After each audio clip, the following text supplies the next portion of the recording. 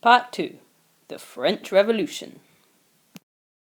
A few hundred years ago, in France, people started getting very angry at the king, because they thought it was unfair that while some people were stinking rich, lots of people didn't have enough to eat.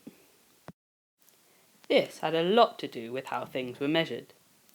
At the time, France had over 250,000 different units of measurement, which made it very easy for powerful people to be sneaky and rip everyone off. Here's your 4 goody goops of grain for your work. People in France wanted a more equal society, free from the old traditions that let people control everyone else. So they started a revolution to get rid of the king and take control. After 10 years of bloody battle, the revolution was won! And one of the first things that the new republic did was to make one system of measurement for all people of all time.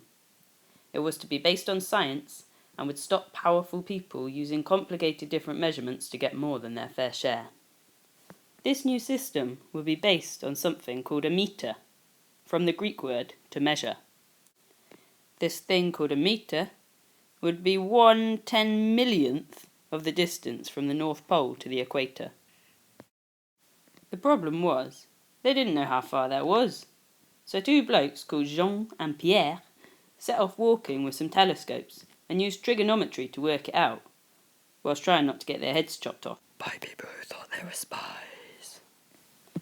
These men measured the distance from Dunkirk to Barcelona, using the sun and the stars and a lot of complicated triangles. Then they used this and the curvature of the earth to calculate the rest. 7 years later, they'd finally worked out the distance from the North Pole to the equator. They divided this distance by 10 million to give them their meter, which they made into a metal rod that was carefully locked away in a safe. We now know that they actually got the distance a bit wrong, so their scientific meter wasn't actually that scientific at all. But nobody else was queuing up to spend another 7 years checking. The French made replicas of their precious meter, just like the Egyptians did with their cubits. Until only about 50 years ago, every meter stick in the world was measured from an exact copy of the metal bar made by the French over 200 years ago.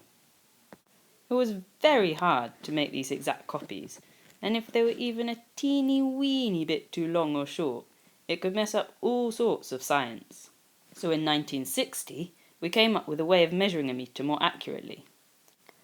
Scientists calculated that the French meter bar was as long as 1,650,763.73 wavelengths of light emitted by the element krypton.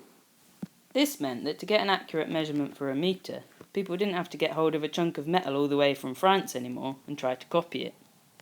About 30 years ago, we came up with an even more accurate way to measure a meter. This was based on the speed of light, which we calculated can travel almost 300 million meters in a second. But despite all this fancy science, the actual length of a meter is still based on that old metal stick in France, which was created from an incorrect measurement of the distance between the North Pole and the equator. But it wasn't just a meter that came from these dodgy calculations. Watch part 3 to find out what happens next.